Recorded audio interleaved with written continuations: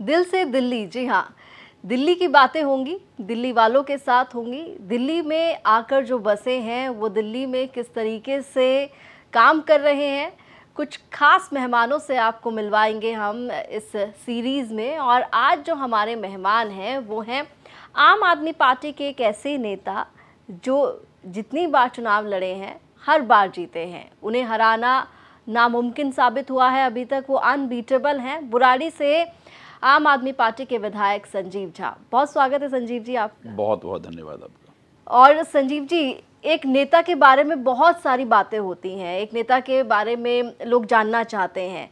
मैं एक नेता का जो पूरा जीवन होता है उसके बारे में तो बात करूंगी, लेकिन एक नेतागिरी के अलावा क्या कुछ करता है इस पर पहले बात करेंगे। आप बिहार से आए हैं, बिहार में आपका जन्म हुआ, दिल्ली कैसे आए, कैसे शुरुआत हुई राजनीति की, कैसे बचपन बीता, कैसे पढ़ाई हुई, कहाँ हुई, इसके बारे में थोड़ा डिटेल में बताइए। देखिए, मैं बिहार का रहने वाला हूँ और बिहार के एक मधुबनी डिस्ट्रिक्ट है। मधुबनी डिस्ट्रिक्ट में एक बहुत रिमोट एक विलेज है। मेरे गांव का नाम सुंदरपुर बिट्ठी लोग कहते हैं। तो मेरी जो प्राइमरी एजुकेशन गांव में ही हुई। सेकेंडरी एजुकेशन हमारे गांव से थोड़ी दूर एक जगह था, वहाँ पे हुआ। कॉलेज मेरी बिहार में ही हुई। मैं ग्रेजुएशन बिहार में किया। 99 में ग्रेजुएशन मैंने किया। और हर माँ बाप का सपना होता है, और बिहार में जब हम लोग रहते हैं कि दिल्ली जाएंगे, यूपीएससी की तैयारी करेंगे। तो उसी क्रम में 99 में दिल्ली आया था यूपीएससी करने के लिए। यूपीएससी की तैयारी किया, यूपीएससी हुई नहीं। फिर लॉ में कितने अटेम्प्ट? 4 अटेम्प्ट हमने दिया था, 99, 2000, 2001, 2002।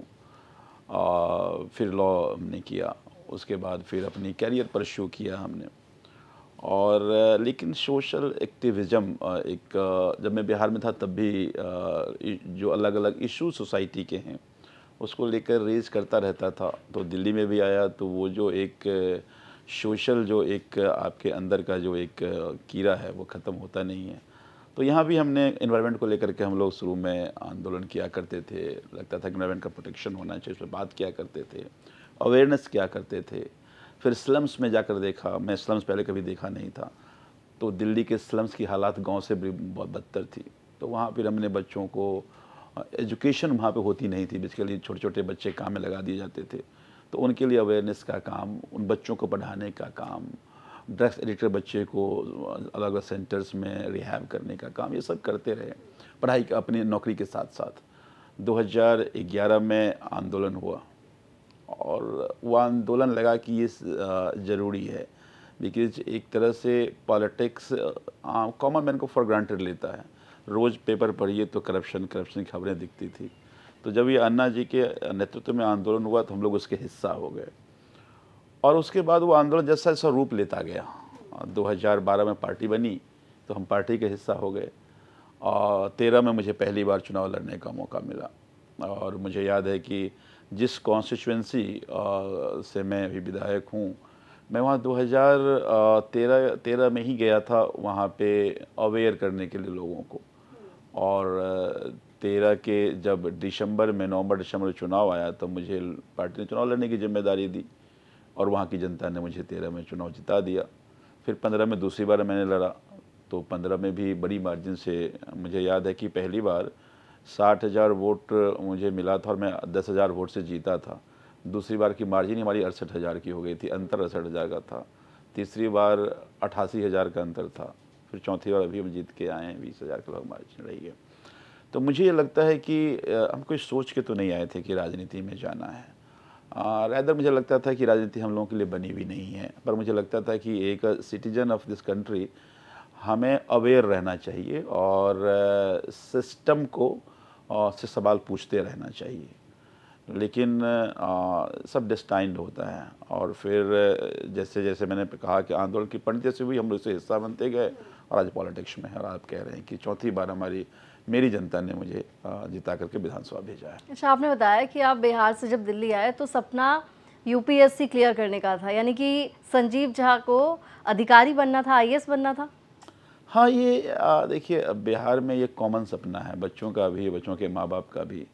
रैदर ये लगता है कि गवर्नमेंट जॉब हो जाए तो लगता था एक चार्म होता है कि यूपीएससी करके आईएएस बनना है, तो वो जो चार्म है वो चार्म ज़रूर अट्रैक्ट कर रहा था और लग रहा था कि और फिर सोसाइटी को सर्व करने का एक अपॉर्चुनिटी भी है साथ में उसमें, तो वो ज़रूर अट्रैक्ट करता था। कहाँ रह के दिल्ली में तैयारी कर रहे थे आप? पहले as usual Mukherjee Nagar centre हुआ करता था, तो मैं मुखर्जी नगर में शुरुआती समय मुखर्जी नगर में रहा मैं। तो एक अधिकारी बनना चाहते थे और अब आप अधिकारियों के साथ मीटिंग करते हैं। हाँ, ये डेस्टिनी इसको कहते हैं। कई बार जो आप प्लान करते हैं वो होता नहीं है, गॉड कुछ और प्लान करके रखते हैं आपके लिए। तो मुझे लगता है कि हाँ, लेकिन इस सब में एक चीज़ ज़रूर हुई कि वो जो एक पैशन था या जो करना था कि सोसाइटी में रह सोसाइटी को बेटर करने के लिए, बेटरमेंट के लिए काम करना है, तो वो अवसर ज़रूर मिला। इस बीच परिवार किस तरीके से आपका सपोर्ट कर रहा था? कौन-कौन है आपके परिवार में? परिवार में मेरे पिताजी, तब पिताजी मेरे गवर्नमेंट सर्वेंट थे, माताजी थी, हम 4 भाई हैं, सिस्टर हैं एक। देखिए, कोई माँ-बाप नहीं चाहता है कि बच्चा उसका सोशल एक्टिविज़्म करे या पॉलिटिक्स, तो हमारे यहाँ मतलब बड़ा कोई पॉलिटिक्स में है नहीं, तो दूर-दूर तक ये कभी नहीं सोचता कि पॉलिटिक्स में जाए। तो मुझे याद है कि जब मैं 2012 में नौकरी छोड़ी थी, 11 में जब ये आंदोलन हुआ था, तो घर के लोग बहुत परेशान हुए थे कि भाई ये क्या डिसीजन है, ये तो नहीं होना चाहिए। तो वो एक सोसाइटी का जो एक परसेप्शन से अगेंस्ट काम करना हुआ। तब तो ये भी नहीं था कि ये कोई पार्टी बन जाएगी, तब तो उस मूवमेंट के लिए काम कहाँ करना नौकरी था। कर रहे थे उस दौरान आप? मैं IRNFS इंजीनियरिंग करके एक कंपनी है, उसमें मैं कंसल्टेंट के तौर पर काम कर रहा था। तो वेल पेड जॉब थी आपकी? हाँ, जॉब ठीक थी जॉब। वेल पर कोई डिफिनीशन तो होता नहीं है, हाँ ठीक जॉब थी। तो मुझे ये लगता है कि वो जो एक सपना होता है या पेरेंट्स जो सोचते हैं उससे वो अगेंस्ट एक वो था। तो परिवार के लोग बहुत परेशान थे कि ये नहीं करना, क्या मनाने की भी कोशिश की, लेकिन वो 2011 के आंदोलन 10-12 साल के करियर में मुझे पहली बार ऐसा दिखा कि वो सेक्शन जो कभी किसी मूवमेंट में नहीं आता था, या पहली बार ऐसा देखा कि जो बच्चे पिज़्ज़ा हट में पिज़्ज़ा खाते थे, अगर वहाँ भीड़ लगी तो अपनी गाड़ी की एसी पर पिज़्ज़ा खा रहे हों, और जो कूड़ा करकट बीन रहा हो, वो दोनों कंधे पर हाथ रखकर भारत माता की जय के नारे लगा रहे थे। तो लगा कि अपॉर्चुन टाइम है अब इस पे काम करने पर और देश के यूथ को अवेयर करने का। तो हम लोगों ने अपनी नौकरी छोड़ दी, तो परिवार के लोग तो परेशान हुए थे। आप शुरुआत से ही आम आदमी पार्टी के साथ हैं, मतलब आम आदमी पार्टी की फाउंडेशन से पहले से आप आम आदमी पार्टी के नेताओं के साथ हैं। अन्ना आंदोलन में आपने भी बताया कि आप भी शामिल हुए थे।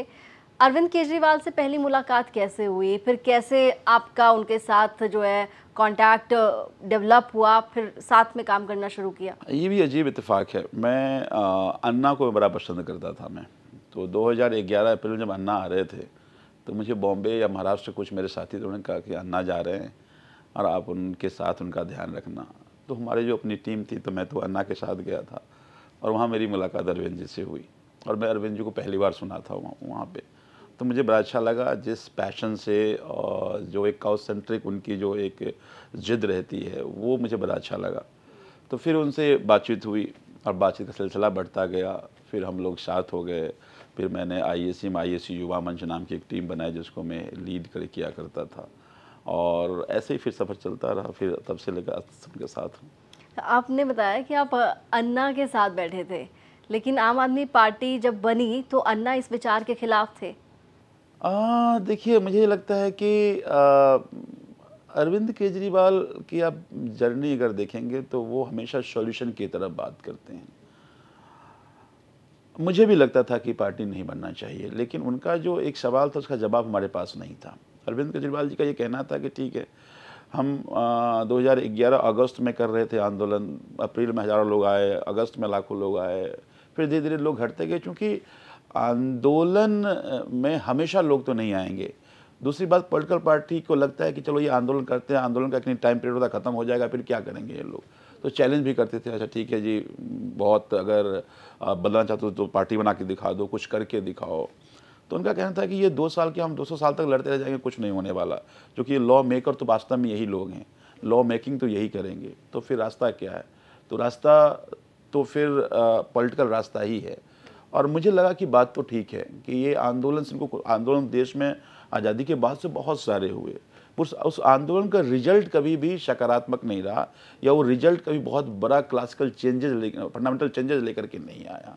तो मुझे लगा कि ये बात ठीक है और हमें बहुत थ्योरी के साथ नहीं जाना चाहिए। हम थ्योरी से तो किसी सॉल्यूशन नहीं मिल सकता, सेटिस्फेक्शन तो आपको मिल सकता है, सॉल्यूशन नहीं मिल सकता। अच्छा, आप बताइए, आपका जो आंदोलन था, अन्ना का जो आंदोलन था, वो आंदोलन था करप्शन के विरुद्ध।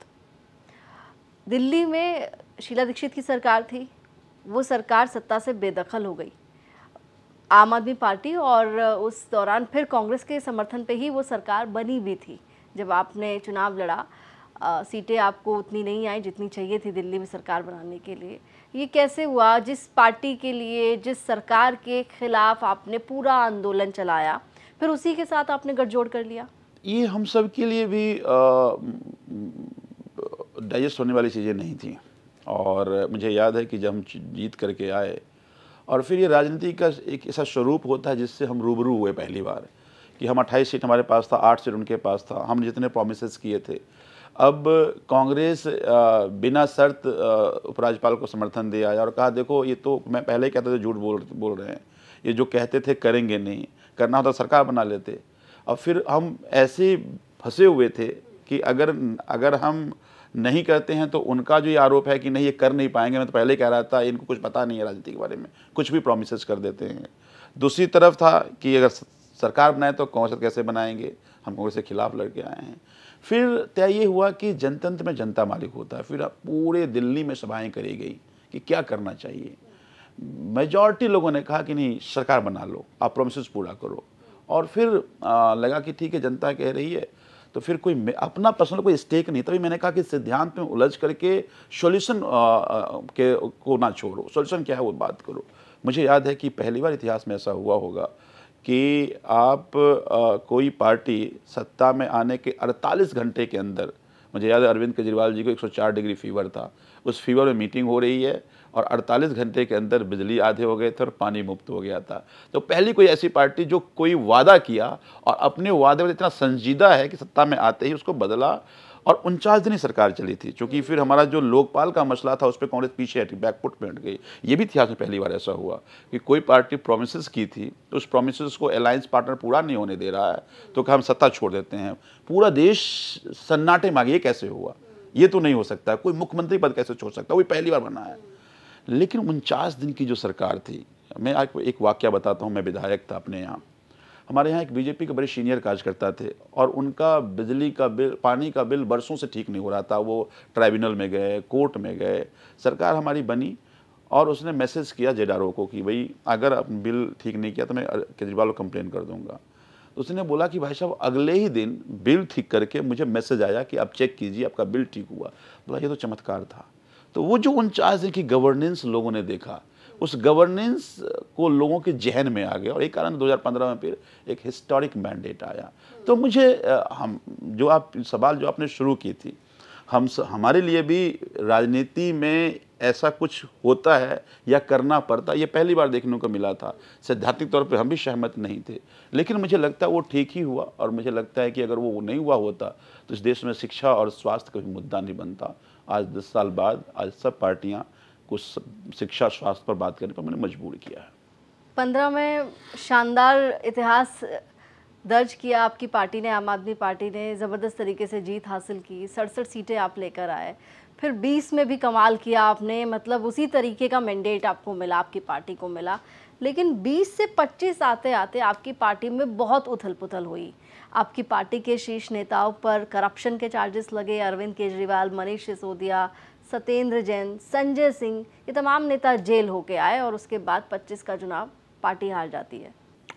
देखिए, जैसा मैंने आपको कहा कि 49 दिन की गवर्नेंस ने 2015 में 67 सीट दी।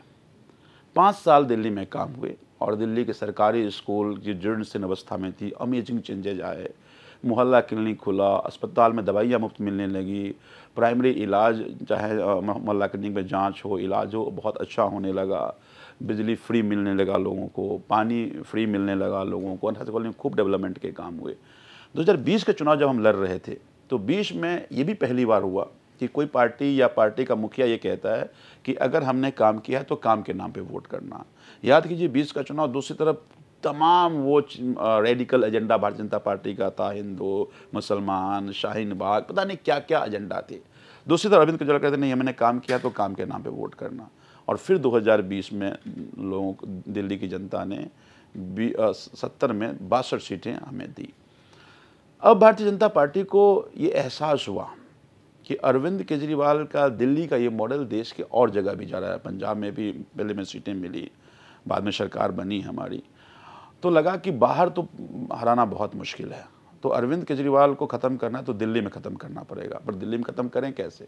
आपने एक मूवी देखी हुई सरकार राज, अमिताभ बच्चन जिसमें थे, बड़ा अच्छा एक डायलॉग है, उसमें कहता है कि सरकार को मारना है तो उसकी सोच को ख़त्म करो। अगर सरकार का सोच बदनाम हो जाएगा, सरकार अपने आप ख़त्म हो जाएगा। सरकार को मार दोगे तो सोच ख़त्म नहीं होगा।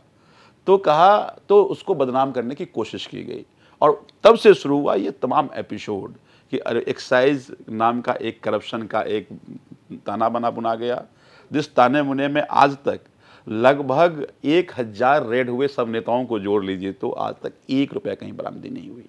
आज तक फाइनल चार्जशीट सबमिट नहीं कर पाए हैं। लेकिन दुर्भाग्य देखिए कि जिस करप्शन में 1 रुपये की बरामदगी नहीं हुई, चार्जशीट नहीं हुई, उस केसेस में 18 महीने दिल्ली के शिक्षा मंत्री जेल में रहा, मुख्यमंत्री जेल में रहा 6 महीने। तो वो कोशिश ये थी कि उसके आड़ में, फिर 2 साल तक टीवी के हेडलाइन पता नहीं क्या क्या नहीं बना, हेडलाइन बदनाम करने की जितनी भी चीज़ें हो सकती हैं, वो ईडी के जरिए, सवाल ये भी उठा ना संजीव जी कि आपकी पॉलिसी में कोई प्रॉब्लम नहीं थी तो आपने पॉलिसी को वापस ले लिया। मैं उस पर आता हूँ, मैं पहले इस बात को पूरा कर लेता हूँ। तो वो बदनाम करने की कोशिश की गई। तो एक तरफ एक्साइज नाम का घोटाले का एक रूप दिया गया, जिसको टीवी पे खूब हेडलाइन बनाई गई, 2 साल तक लोगों के जेल में चिपकाया गया, और उसके बाद फिर दिल्ली के सारे काम मुख्यमंत्री को जेल भेजकर रोकने की कोशिश की गई। और सारे एक जल बोर्ड को पैसे नहीं दिए गए, एजुकेशन को पैसे नहीं दिए गए, लोगों का सीवर बहने लगा, लेबर वापस ले लिए गए, क्योंकि सारा पावर एलजी के पास था। तो उस दुरुपयोग किया गया, जिससे लोगों के मन में आम आदमी पार्टी में धारणा बदली। दूसरी बात जो आप कह रहे हैं कि ये पॉलिसी में करप्शन नहीं था तो वापस क्यों लिया, एक बात समझिए कि ये पॉलिसी बनी और ये पॉलिसी शानदार पॉलिसी थी, और भारतीय जनता पार्टी के कई प्रदेश उसी पॉलिसी को कॉपी कर रहे हैं। और उस पॉलिसी में अब देखिए, एक ऐसी पॉलिसी जिसमें सरकार का रेवेन्यू 2.5 गुना बढ़ गया, सरकार की कॉस्टिंग 0 हो गई, लोगों को जो शराब जो पीने वाले उनको शराब भी सस्ता पीने लगा। तो इसमें घाटा किसका पहले बताइए? प्राइमरी अगर देखते हैं तो देखने में घाटा किसी को नहीं दिख रहा है। लेकिन जब ये और पॉलिसी जब एग्जीक्यूट हुआ तो पहला काम केवल ऐसा नहीं है कि अरविंद केजरीवाल जी, मनीष लोग एक्साइज कमिश्नर को जेल भेज दिया, डिप्टी कमिश्नर को जेल भेज दिया, और फिर जब हर साल उसको एक्सटेंड करना था, एक्सटेंड करने की बारी आई तो अधिकारियों को कह दिया कि अगर ये एक्सटेंड किया तो तुम जेल जाओगे। बताओ कौन करेगा एक्सटेंड? तो मेरे पास कोई चारा ही नहीं था, तो हमें विड्रॉ करना पड़ा पॉलिसी हमें, क्योंकि दिल्ली एक सरकार सुप्रीम कोर्ट के संवैधानिक पीठ के फैसले के बावजूद ऑफिसर्स पे कंट्रोल एलजी का था, यानी भारतीय जनता पार्टी का था। तो ये ऐसा है कि आपके चैनल में आपके कैमरामैन, आपके बाकी जो एम्प्लॉई हैं, वो लगाएगा आपका कंपटीटर, तो क्या करेगा? कैमरा खराब कर देगा, कभी कैमरा कहीं और घुमा देगा, कैमरा बीच में बंद कर देगा। तो वही हालत हमारी हुई कि वो जो अफसर था, वो अफसर को जो कहा जाता वो करता था, सरकार हमारी थी। तो संवैधानिक पीठ के फैसले के बावजूद पलट दिया गया और दिल्ली के लोगों को परेशान करने की कोशिश की गई, अरविंद केजरीवाल की सरकार को सैबोटेज करने की कोशिश की, और वो एक परिणाम था कि इतनी साजिश के बावजूद 2025 के चुनाव जब हम लड़ रहे थे तो केवल बीजेपी नहीं लड़ रही थी, वो लड़ रही थी दिल्ली पुलिस, वो लड़ रही थी ईडी, वो लड़ रही थी सीबीआई, वो लड़ रही थी इलेक्शन कमीशन। तमाम डिटेल देने के बावजूद इलेक्शन कमीशन कोई कार्रवाई नहीं किया। जहां से अरविंद केजरीवाल चुनाव हारे हैं, प्रवेश वर्मा खुलेआम, आपके कैमरे भी पकड़े कि खुलेआम पैसे बांटते देखे गए, उन पर कोई कार्रवाई नहीं हुई। अरविंद केजरीवाल के यहाँ 45,000 वोट काट दिए गए। अरविंद केजरीवाल जी के यहाँ स्लम्स में वोट 27 से 28% केवल हुआ। जितने क्रिमिनल्स थे सब झुग्गी में जाकर के बैठा दिए गए, कोई वोट डालने ना जाए। उसके बावजूद 1.5 से 2% वोट का फर्क है। तो दिल्ली की जनता ने हमें नहीं हराया, इनकी 5 साल की पूरी साजिश बदनाम करने की और तमाम तंत्र को लगा करके किसी भी तरह से चुनाव में आम आदमी पार्टी को खत्म करने की कोशिश की गई। हालांकि इस इलेक्शन में आप बिल्कुल सही कह रहे हैं कि अगर हम मार्जिन देखें, वोट परसेंटेज देखें, तो आम आदमी पार्टी और बीजेपी में बहुत ज़्यादा डिफरेंस नहीं है, 2-2.5% का ही वोट परसेंटेज नज़र आता है। लेकिन सीट्स कन्वर्ट हुई हैं, उधर ज़्यादा 40 बढ़ गई, आपकी 40 घट गई। और इधर अगर हम बात करें आपकी पार्टी के टॉप लीडर्स की, अरविंद केजरीवाल, मनीष सिसोदिया, सत्येंद्र जैन, ये सौरभ भारद्वाज, ये तमाम नेता अपना चुनाव हार गए। एक सेटबैक था जब इलेक्शन का रिजल्ट आ रहा था? हाँ, बिल्कुल सेटबैक था। हम ये उम्मीद नहीं कर रहे थे कि कुछ इस तरह का होगा।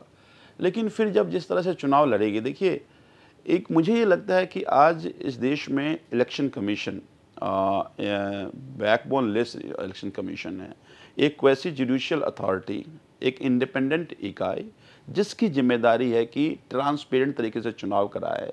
एक तरफ सारा रिसोर्सेज है, पैसा है, संसाधन है, तंत्र है, दूसरी तरफ जो पार्टी लड़ रही है चलो कुछ भी नहीं है, और फिर टॉर्चर भी उसी को किया जा रहा है। मुझे याद है कि हमारे, मान लीजिए कोई आदमी चुनाव प्रचार करने गया, इधर से फ़ोन कर दिया कि वो जो पैसे बांटने आ रहा है, और पुलिस उठा के ले जाती थी हमारे कार्यकर्ताओं को, पूरे पूरे दिन बंद रखते थे, कई बार तो एक दिन थाने बंद रखते थे। तो कोई परिवार कहता है कि यार कौन चाहता है कि हमारे घर के लोग इस तरह से पुलिस से टॉर्चर हों, परेशान करे, डराए, धमकाए। अरविंद केजरीवाल जी के यहाँ तो हालात ये थी कि हर गेट के बाहर कोई ना कोई बदमाश खड़ा है, बांटने जाइए सीधे पकड़ लेता था। फिर उनके पैसे खूब बांटे जा रहे थे, तमाम चीज़ें बांटे जा रहे थे, खुलेआम और पुलिस बांट रही थी।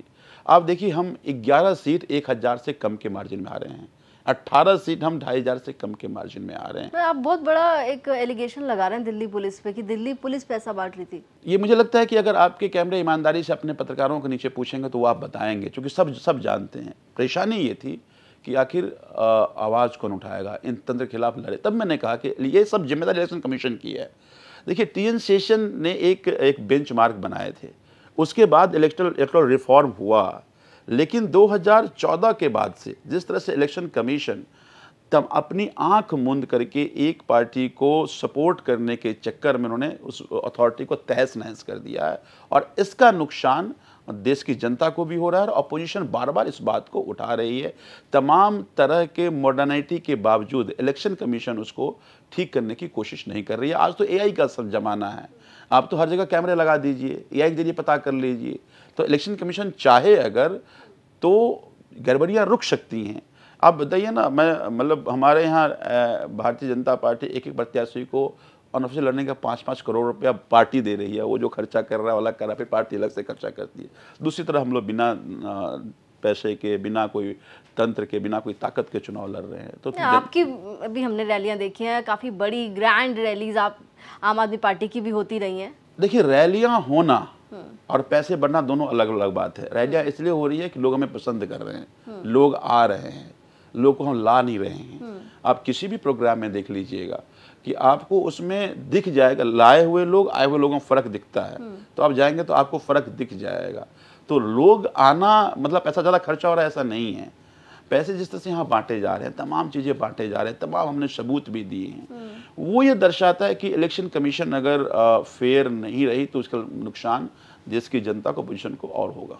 अभी क्योंकि आप इलेक्शन कमीशन पर काफ़ी ज़्यादा आक्रामक हो रहे हैं और इलेक्शन कमीशन की क्रेडिबिलिटी पर सवाल उठा रहे हैं, इस दौरान हम बहुत सारे विपक्षी नेताओं को भी सुन रहे हैं, जिसमें राहुल गांधी को अगर हम देखें तो वो लगातार ये बात पार्लियामेंट जब जाते हैं तब भी ये कहते हुए नज़र आते हैं कि चुनाव चोरी की साजिश चल रही है। आप इत्तेफाक रखते हैं राहुल गांधी की इस बात से? मैं बिल्कुल इत्तेफाक रखता हूँ। एक बात बताइए, सुप्रीम कोर्ट ने एक फैसला दिया, उस फैसले में कहा कि चीफ इलेक्शन कमिश्नर की नियुक्ति में अपोजिशन लीडर, प्रधानमंत्री और चीफ जस्टिस ऑफ इंडिया होना चाहिए। अगर भारतीय जनता पार्टी को कॉम्प्रोमाइज़ नहीं करना तो उस कानून को क्यों बदल दिया? उस कानून में कहा कि नहीं, सरकार के 2 लोग रहेंगे और अपोजिशन के आदमी रहेगा, तो फिर सरकार की चलेगी ना। तो क्यों कर रहा है ऐसा? वो इसीलिए कर रहे हैं ना कि वो अपने लोग बैठाना चाहते हैं। क्यों बैठाना चाहते हैं वो? कि अपने हिसाब से तमाम तरह के कॉम्प्रोमाइज़ करा पाए ताकि उनको इलेक्शन में दिक्कत ना हो। यही और क्या मनसा होगा? अगर वो फेयर होते तो बड़ा अच्छा फैसला था, उन पर कोई आरोप नहीं लगता। वो भी कहते मैं तो नहीं कर पा रहा हूँ, बदल दो, नए लेकर के आ जाओ। लेकिन उन्होंने ऐसा नहीं किया। तो ये अपने आप में दर्शाता है कि इलेक्शन कमीशन कॉम्प्रोमाइज़ कराना चाहते हैं, और इलेक्शन कमीशन कॉम्प्रोमाइज़ हो रहा है उसके ढेर सारे उदाहरण हैं। तो मुझे लगता है अभी बिहार में ही जो ये इंटेंसिव रिवीजन का प्लान चल रहा है, क्यों ये 2 महीने में करना है, 3 महीने में करना है, 1 साल का टाइम ले लो ना, अच्छे से करो।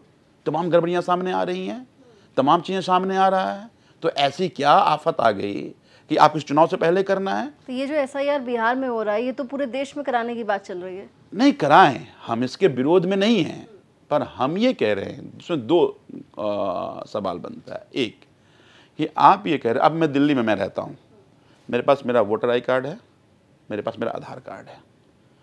अगर दिल्ली में यही एसआईआर हो जाए तो मुझे वोट देने का अधिकार दिल्ली में नहीं होगा।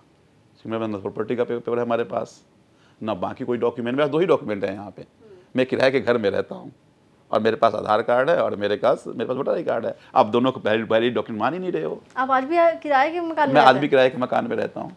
तो आप बताइए मुझे, ये बात हजम नहीं हो रही। 4 बार से विधायक हैं आप, और आप आज ये राजनीति में ये हजम होने वाली बात नहीं भी है, लेकिन मुझे लगता है कि ये हमारी व्यक्तिगत निजी हमारा वो फैसला भी है, और निजी मुझे लगता है कि ये बहुत व्यक्तिगत ही होती है कि आपके अपने जीवन का किस तरह से चीज़ें तय करनी है। तो पॉलिटिक्स में लोग समझते हैं कि बड़ा ग्लैमर, बड़े तमाम चीज़ें होंगी, लेकिन ये आपको तय करना है कि आपको कैसे रहना है, आपको क्या करना है। तो मैं किराए के मकान में रहता हूँ, खैर मतलब वो बड़ा एक फिलोसफिकल डिबेट है। मैं किराए के घर में रहता हूँ, मेरे पास 2 ही डॉक्यूमेंट हैं, तो बताइए तो फिर तो मैं दिल्ली का वोटर नहीं हूँ ना फिर तो। और वो आधार कार्ड जो आप नहीं लाए, आप ही कहते वैलिड डॉक्यूमेंट है, तो और आप कह रहे हैं वो जाति प्रमाण पत्र और कैसे कैसे प्रमाण पत्र आप बनने देख रहे हैं कि कोई कुत्ता का प्रमाण पत्र बना रहा है, कोई बिल्ली का प्रमाण पत्र बना रहा है, कोई इलेक्शन कमीशन का प्रमाण पत्र बना देता है, तो ऐसे डॉक्यूमेंट बन रहे हैं। तो मुझे ये लगता है कि फिर इसके पीछे मंशा क्या है। अगर आप चुनाव से पहले ये करना, मान लीजिए सारी गड़बड़ियाँ ठीक की जाती, लेकिन ये सारी गड़बड़ियाँ और इस गड़बड़ियों को अभी निराकरण, इसलिए सामने चुनाव है, सब चुनाव में लग जाएंगे, तो फिर इसका मतलब है कि चुनाव इलेक्शन कमीशन के जरिए आप एसआईआर ला करके आपने टारगेट कर लिया कि कहाँ हमें वोट काटना है, कहाँ हम जीत रहे हैं, कहाँ हम हार रहे हैं, जितने वोट से हार रहे हैं उतने वोट कटवा दो, कुछ वोट बनवा लो अपना। तब मैं कह रहा हूं कि इलेक्शन कमीशन की जो मंशा है, ये मंशा दर्शा रही है कि भारतीय जनता पार्टी के हित में फैसला लेना, भारतीय जनता पार्टी ने जो चाहा है वो कर रहे हैं। तब मैं कह रहा हूं कि वो पार्शियल और बायस्ड अब संस्था बन गई है इलेक्शन कमीशन। लेकिन चुनाव आयोग आपके विपक्ष के तमाम जो सवाल हैं या एलिगेशंस हैं उनको लगातार खारिज कर रहा है। चुनाव आयोग का तो साफ कहना है कि फर्जी जो वोटर हैं उनको हटाया जाना चाहिए, उसी के लिए मुहिम चलाई जा रही है। आधार कार्ड की बात होती है तो कहते हैं आधार कार्ड जो है वो आइडेंटिटी प्रूफ है। अब एक बात बताइए, इलेक्शन कमीशन का काम क्या है? बिल्कुल ठीक कह रहे हैं कि फर्जी वोटर्स को हटाना। इलेक्शन कमीशन का काम ये तो नहीं है कि ये तय करना कि ये कौन बांग्लादेशी है, कौन रोहिंग्या, उसके लिए एजेंसीज हैं। इलेक्शन कमीशन क्या कह रही है कि हमने बांग्लादेशी को पकड़ा है, हमने रोहिंग्या को पकड़ा है। कैसे पकड़ लिया, उसका काम ही नहीं है आपका, उसके लिए अलग अलग एजेंसी है जिस एजेंसी को ये सब तय करना है। तो अब इलेक्शन कमीशन कर क्या रही है? आप कह रहे हैं कि फर्जी वोटर पता कर रहे हैं। बहुत सारे डिटेल अपोजिशन के लोगों ने दिया है कि किस तरह के, जो जहां मृत्यु हो गई है वो तो वोट है, जो जिंदा है उसका वोट काट दिया गया है। अब देखिए बड़े टारगेटेड तरीके से हमारे लोग भी बिहार में, मैं बिहार से हूँ तो बहुत सारे लोग हमारे जानने वाले बिहार में अधिकारी होंगे, वो बताते हैं कि उनको किस तरह से डायरेक्शन दिया जा रहा है, उनको कहा किया जा रहा है। उनको कहा जा रहा है, मान लीजिए कि एक गांव है, इस गांव में कमोबेश पता चलता है कि इस गांव में किस तरह के लोग वोटर्स हैं, किसको वोट करते हैं। वहाँ पता कि अच्छा इसके जो बाहर के लोग हैं उनको यहाँ ट्रेनिंग करने देना है। मान लीजिए बहुत सारे बिहार के लोग दिल्ली में हैं जो वोटर बिहार के यहाँ कमाने आते हैं, उसको कहा नहीं बुलाओ तब तुमको देंगे सर्टिफिकेट। अब वो नौकरी छोड़ क्यों जाएगा, वो छुट्टी नहीं मिलेगी, कहाँ जाएगा? कोई सऊदी अरब में काम करता है, कोई विदेश में कनाडा में काम करता है, कोई और कहीं जगह काम करता है। अब वो वोट बनाने के लिए अभी कैसे आ पाएगा? नहीं आ पाएगा, और वोटर तो है यहाँ का। तो इस तरह से टारगेट कर कर वोट काटने की साजिश और कोशिश, ऐसे में कुछ भी कहता रहे, इलेक्शन कमीशन दिल्ली में बैठ करके कोई भी जस्टिफिकेशन दे दे, लेकिन जनता तो सब जान रही है ना। लेकिन एंड ऑफ द डे फिर अगर आप ये एलिगेशंस लगा ही रहे हैं तो फिर विपक्ष कहाँ अपने आप को चुनाव में खड़ा हुआ देखता है? हम तो विपक्ष तो कह रही है कि ये इलेक्शन मैनिपुलेटेड है, ये इलेक्शन भारतीय जनता पार्टी अपनी हार को जीतने बदलने की कोशिश कर रही है, और ये इलेक्शन पूरी तरह से फिक्स करने की साजिश की जा रही है। आपको लगता है दिल्ली का चुनाव फिक्स हुआ है? दिल्ली के चुनाव में बहुत सारी गड़बड़ियाँ हुई और हमने तो डेटा दिए थे। हमने तो डेटा पकड़ के दिए कि शाहदरा में एक ही बीजेपी का एक नेता 1200 वोट कटवा रहा था, एक नेता 2200 वोट कटवा रहा था। हमने अलग अलग जगह से डेटा दिए जिसके वोट काट रहे हैं। कई मीडिया के लोग गए, उन्होंने वहाँ पे इंटरव्यू किया कि वो आदमी वहीं पर है, उसका वोट काट दिया गया। हमने सारे डेटा दिए किस तरह से झुग्गियों में जा कर के एक दिन पहले पैसे दे करके उसको डरा धमका के पहले ही स्याही लगा दी ताकि वोट डालने जाए। आप देखिएगा, आप पूरे दिल्ली की झुग्गियों का डेटा निकाल लीजिए, कहीं भी 40% से ज़्यादा वोट नहीं है इस बार, जबकि वहाँ 70% 80% वोट होते थे। तो कैसे हुआ ये? भाई इलेक्शन में जांच करनी चाहिए ना, ये क्यों हुआ अचानक? अगर फेयर होगी तो जांच करेगी, लेकिन उनको नहीं करना है, उनको यही कहा गया है।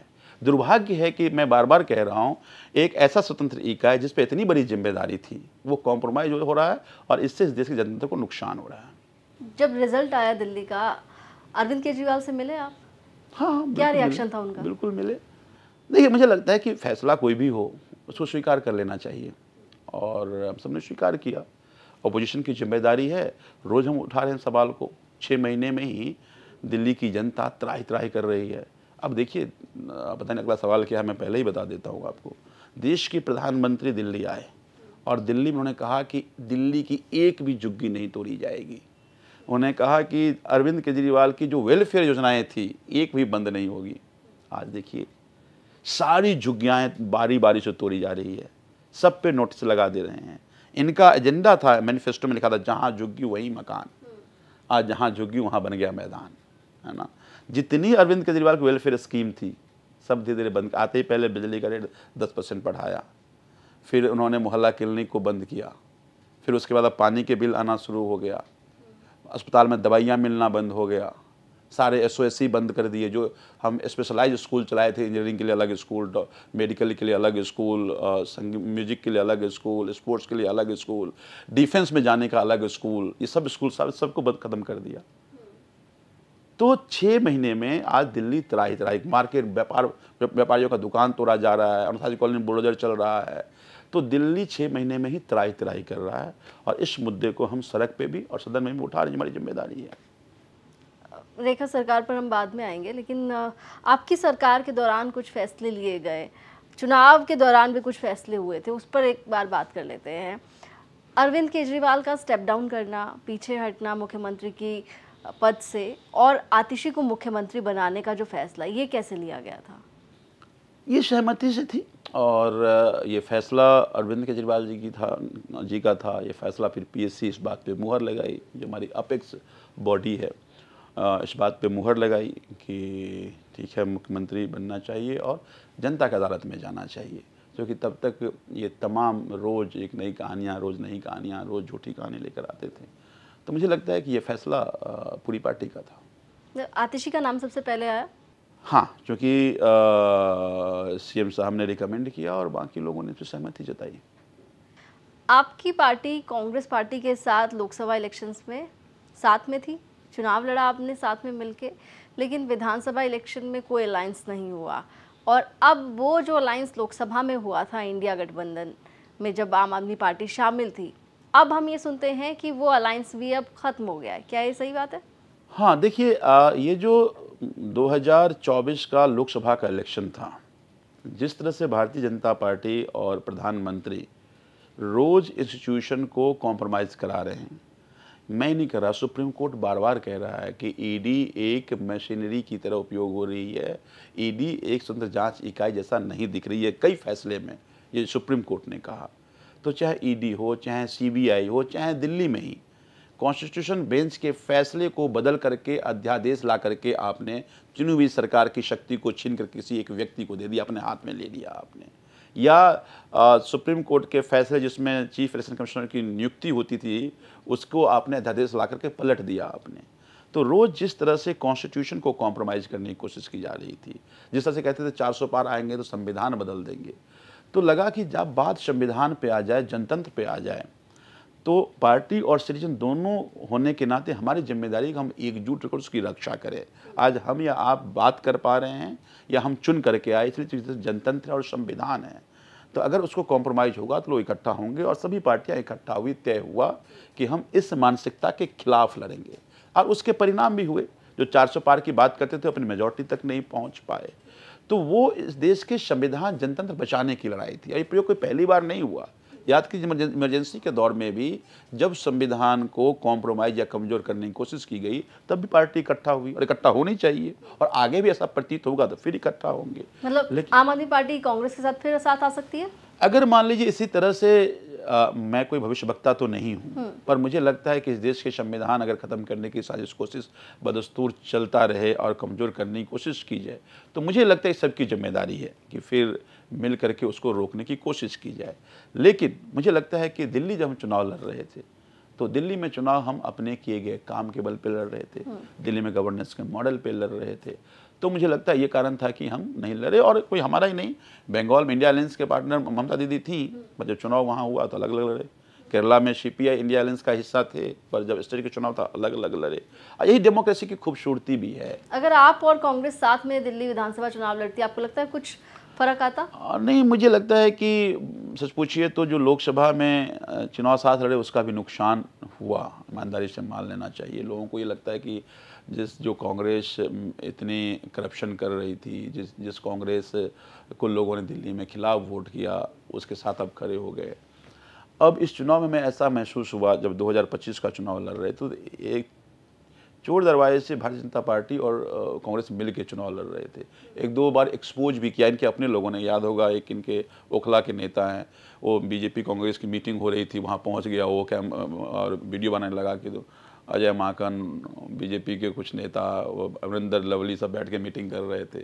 तो यार दिख भी रहा था कि जब हम आम आदमी पार्टी हारे पर माला कांग्रेस के प्रत्याशी गले में पड़ रहे थे, तो दिख रहा था कि चोर दरवाजे से पीछे से चुनाव लड़ रहे हैं। मुझे लगता है कि फिर ये तो एक तरह से पीछे से खंजर घोंपना हुआ कि आप उसके साथ पीछे से खड़े हो रहे हैं जो इस देश की जनतंत्र को रोज़ मर्डर कर रहा है, जो इस सारी इकाई को ख़त्म कर देना चाह रहा है, और सब हमने तय किया कि अब कांग्रेस के साथ मिलकर चुनाव नहीं लड़ना है। अब रेखा सरकार पर आते हैं। आप देख रहे हैं फरवरी में इलेक्शन हुआ था और अब अगस्त आ चुका है। इस दौरान जो कामकाज रहा है बीजेपी सरकार का दिल्ली में, रेखा सरकार का दिल्ली में, आप तो विपक्ष में ज़ाहिर तौर पर आप सवाल उठाएंगे, लेकिन जिस तरीके से रेखा सरकार काम कर रही है उसकी वर्किंग को कैसे देख रहे हैं आप?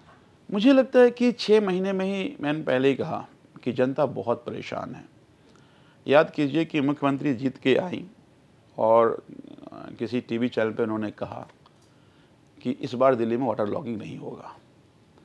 बड़ी बड़ी रील बना, प्रेस कॉन्फ्रेंस किए गए कि हमने ये हॉट स्पॉट आइडेंटिफाई कर लिया है, हमने नोडल एजेंसी बना ली है, नोडल पॉइंट बना लिया है, अगर पानी कहीं बढ़ जाएगी 2 घंटे भी रहेगी तो सस्पेंड कर दिया जाएगा। 4-5 बारिश हुआ है और दिल्ली पूरी तरह से वाटर लॉगिंग से भरा पड़ा था।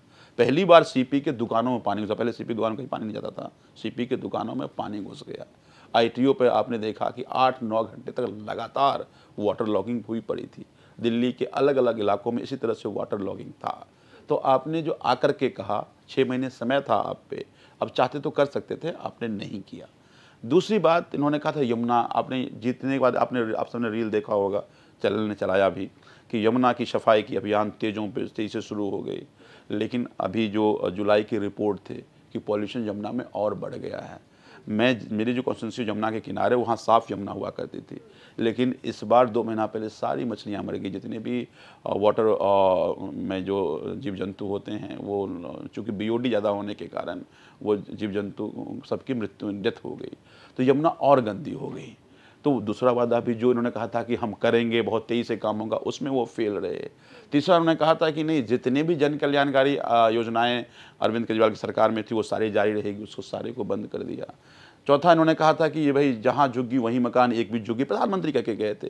भाई मैं मानता हूँ अभी भी 200 यूनिट फ्री बिजली तो मिल रही है और जो पिंक टिकट है उसकी जगह दूसरी स्कीम लेकर आ रहे हैं। मैं उस पर भी आता हूँ, अभी बिजली पे आया नहीं हूँ और बस पे आया नहीं हूँ, अभी मैं झुग्गी पे हूँ। झुग्गी पे प्रधानमंत्री जब ये कहते हैं कि झुग्गी नहीं टूटेगी, प्रधानमंत्री तो सारी अधिकारी से बात करके बात किए होंगे कि झुग्गी कंडीशन क्या है, कैसे बनी है। ये लोग रात्रि प्रवास करके गए थे, उनको बजाते कार्ड दिया था। हाँ, हम जब मद्रासी कैंप टूटा जहाँ जंगपुरा में, सब ने कार्ड दिखाया कि वहाँ के विधायकों ने उनको जाके कार्ड दिया, तुम्हारी झुग्गी नहीं टूटेगी, ये तुम्हारा गारंटी कार्ड है। सबकी झुग्गी टूट गई। तो प्रधानमंत्री के बोले हुए शब्द अगर झूठे निकल जाए, प्रधानमंत्री जी ने कहा था कि पहली कैबिनेट की बैठक में फैसला लिया जाएगा और 8 मार्च से पहले सभी महिलाओं के अकाउंट में 2500 रुपये आएंगे। आज तक पता ही नहीं 2500 रुपये का क्या हुआ। आपने कहा कि बसेज में पिंक टिकट तो चल रही है। हमने फैसला किया था, मान लीजिए आप नोएडा में रहती हैं, आप दिल्ली में गए और आपको पिंक टिकट मिल गया। अब इन्होंने क्या किया, कहा उसके लिए आपका आधार कार्ड होना चाहिए दिल्ली का और आपको कार्ड बनाना पड़ेगा। अब मान लीजिए आप दिल्ली में हैं भी, तो आप यहाँ स्टूडियो में बैठ के न्यूज़ पे चर्चा करेंगे कि जाके कार्ड लाइन में लग के कार्ड बनाएंगे, नहीं बनाएंगे कार्ड आप। या ऐसे बहुत सारे लोग जो या दिल्ली में बहुत सारे बच्चे लड़कियाँ बाहर से आई हुई हैं, अब वो लड़कियाँ तो उसका बेनिफिट नहीं ले पाएंगी। तो आपने उसको धीरे धीरे आपको लिमिट कर रहे हैं आप। बिजली अभी 200 अभी तक तो मुफ्त है, लेकिन बिजली के रेट उन्होंने 8-10% बढ़ा दिए और लगातार और बढ़ाएंगे ऐसी आशंका है। लगातार इस गर्मी में लंबी पावर कट लगे। अब पानी के बिल लोग के आना शुरू हो गए, अनाप शनाप बिल हैं। पहले से ही कोरोना के टाइम में ठीक से रीडिंग नहीं होने के कारण उसके अनाप शनाप बिल, हमने कहा था सबको 0 कर देंगे, अब वो कहते हैं बिल आपको वापस देना पड़ेगा। अनऑथराइज कॉलोनी में बुलडोजर चल रहा है, मार्केट में बुलडोजर चल रहा है, तो लोग चारों तरफ परेशान हैं, अफरा तफरी, चाहे ऑटो वाले हो, कोई भी टैक्सी वाले हो, कोई भी ऐसा सेक्शन नहीं है जो ये कह दे कि ये सरकार आई और हमें बड़ा फ़ायदा हुआ। सब तरफ अफरा तफरी है। आपने रेखा गुप्ता के स्टेटमेंट की बात की कि उन्होंने स्टेटमेंट दिया था कि 6 महीने में आप देखेंगे जब बरसात होगी तो पानी नहीं भरेगा। इस तरह के तमाम बातें अरविंद केजरीवाल भी किया करते थे। अरविंद केजरीवाल कहते थे कि यमुना साफ़ करके दिखाएंगे, उसमें डुबकी लगा के दिखाएंगे। नहीं हो पाया। आपकी सरकार तो लंबे समय तक रही, तो अभी 6 महीने की सरकार है। देखिए, मैं बिल्कुल उनको समय देना चाहता हूँ, मैं नहीं कहता हूँ, पर जब मुख्यमंत्री बन के आके आप बात करते हैं तो आपको फिर उस पर काम करना चाहिए। और आप तो कहते हैं डबल इंजन की सरकार, तो 4 इंजन की सरकार हो गई। एलजेपी उनका, दिल्ली सरकार उनका, केंद्र सरकार उनका, एमसीडी उनका, कोई प्रतिरोध नहीं है। हम सरकार चला रहे थे तो एक टांग एलजी खींच रहे थे, एक टांग एमसीडी तरफ से खींची जाती थी, एक टांग केंद्र सरकार के 2 ही टांग थे, खींचने वाले 3 थे, तो बारी बारी से खींचते थे। उसके बावजूद हमने काम किए। हाँ, यमुना के काम में कई परेशानियां आईं। पहले एलजी आप इन्हें एक अथॉरिटी बना ली थी, उस अथॉरिटी में एलजी अपने आप काम करने लगे। उस काम करने के उन्होंने फिर वो एनजीटी से एक फैसले को इम्प्लीमेंट करते हुए 4 साल सारा कुछ अपने पास ही रखा। फिर हम हाई कोर्ट गए, हाई कोर्ट से चुनाव से 6 महीना पहले वो फैसला आया। तो कई परेशानियों के कारण ये काम नहीं हो पाया। अरविंद केजरीवाल जी ने स्वीकार किया इस बात को, चुनाव से पहले कहा कि हाँ, यमुना की सफाई हम नहीं कर पाए। अब क्यों नहीं कर पाए, हम जाएंगे तो लगेगा कि हम ब्लेम गेम कर रहे हैं, हम अगली बार आएंगे इसको कर देंगे।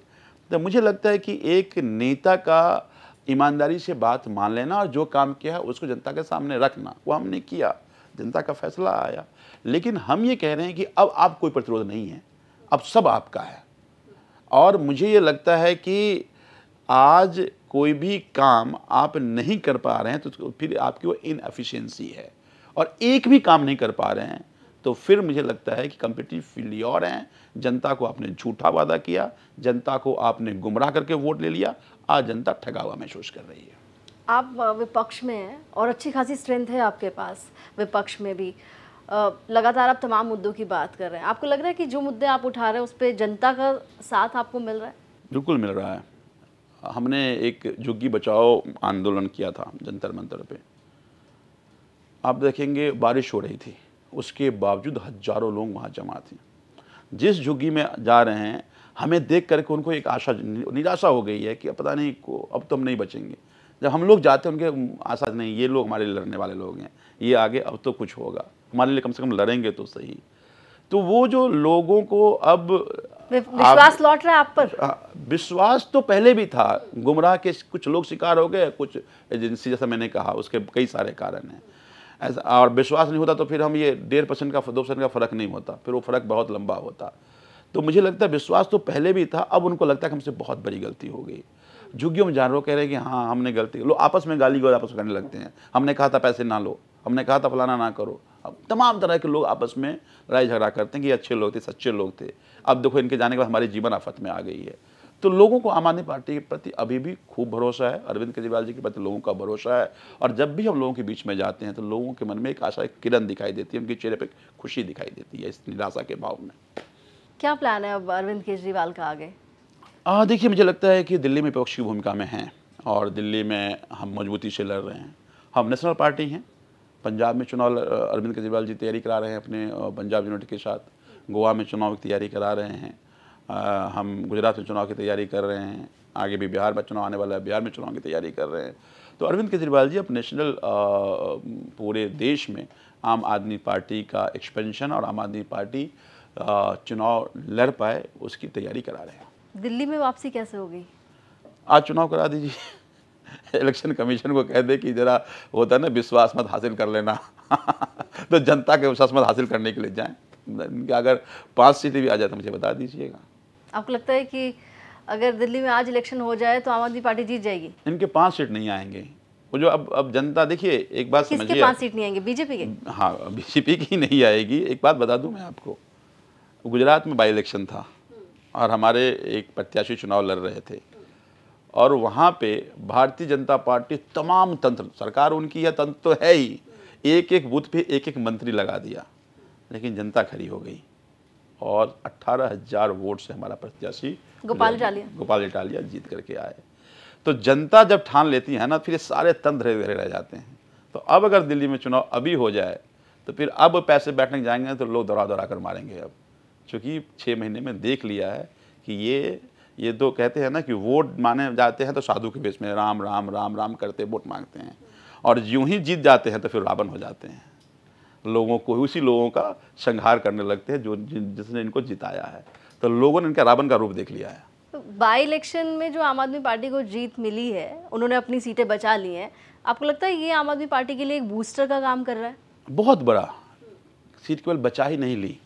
अब समझिए कि हम अगर वहीं बात करें तो हम 2,500 वोट से जीते थे, वो 18,000 वोट से जीते हैं। पंजाब में बाई इलेक्शन था, वो सीट हम 1,500 वोट से जीते थे, आज 11,000 वोट से जीते हैं।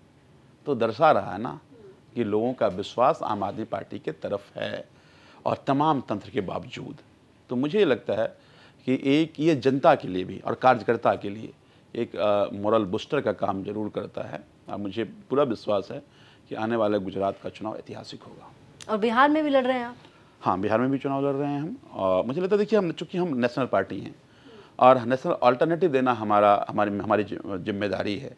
हम कहते हैं कि केजरीवाल मॉडल ऑफ गवर्नेंस, जिसमें अरविंद केजरीवाल एक बात कहते हैं कि जिस सरकार को चुनते हैं उसकी जिम्मेदारी है कि अपनी योजना में ज़्यादा जगह उसको दे जिसको ऊपर वाले ने कम दिया है। यही केजरीवाल मॉडल है, यही हमने दिल्ली में किया है। तो ये ज़रूरत हर एक स्टेट की है, हम उसी मॉडल के साथ जा रहे हैं। नहीं, ये का एलिगेशन आप पर लगता है, अरविंद केजरीवाल पर लगता है, आम आदमी पार्टी पर लगता है कि जो दिल्ली से बाहर आप जहाँ जा रहे हो वहाँ पर आप बीजेपी को फ़ायदा पहुँचाने के लिए जा रहे हो, आप कांग्रेस के वोट काटने के लिए जा रहे हो। गुजरात में हमने देखा कि जिस तरीके से आपको अच्छी सीटें मिली विधानसभा इलेक्शंस में लास्ट, वो नुकसान जो है वो कांग्रेस को झेलना पड़ा। अब आप बिहार में जा रहे हो, वहाँ भी आप पर यही एलिगेशन है कि वहाँ भी आप जा रहे हो, पहले तो आपको पूरे लड़ाने के लिए कैंडिडेट्स नहीं मिलेंगे, और अगर आप चुनाव लड़ाएंगे भी तो आप नुकसान जो है वो आप महागठबंधन का ही करोगे। अब देखिए कि ये एक अजीबोगरीब परसेप्शन है, जब मुझे कोई बेसिस समझ में नहीं आता।